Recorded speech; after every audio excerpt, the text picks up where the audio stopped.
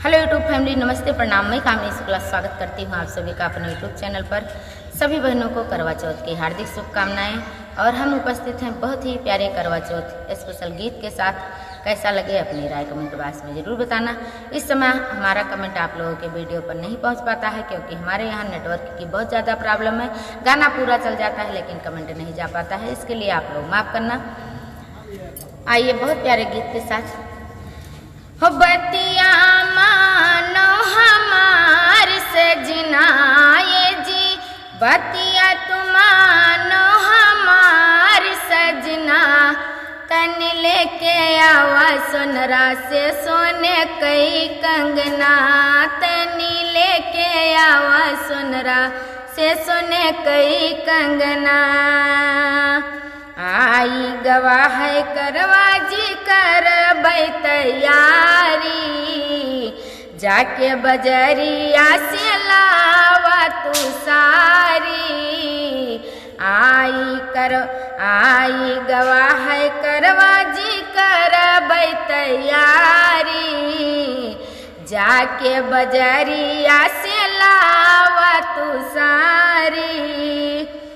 हो यतना तुमन ले तुमर कहना, ये जी यतना तुमन ले तुमर कहना। तन लेके आवा सोनरा से सोने कई कंगना, तनी लेके आवा सोनरा से सोने कई कंगना।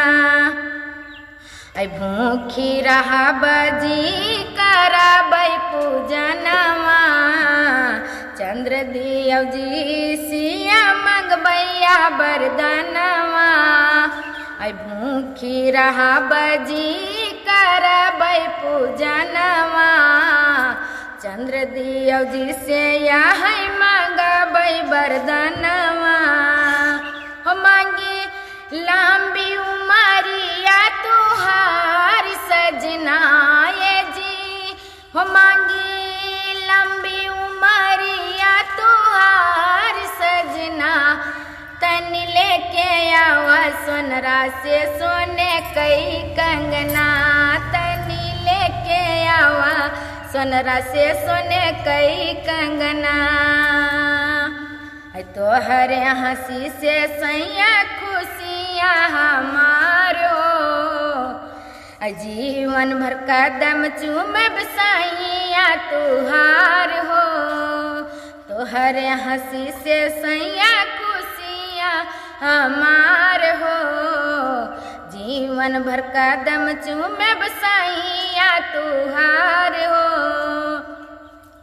हो इतनी कृपा भगवान बनाए रखना, ये जी इतनी कृपा भगवान बनाए रखना। तन लेके आवा सोनरा से सोने कई कंगना, तनी लेके आवा सोनरा से सोने कई कंगना। कैसा लगा आप सभी को हमारा ये करवा चौथ स्पेशल गीत? आप लोग अपनी राय कमेंट बॉक्स में ज़रूर बताना। मिलते हैं अगले गाने के साथ, तब तक के लिए धन्यवाद। जय करवा चौथ।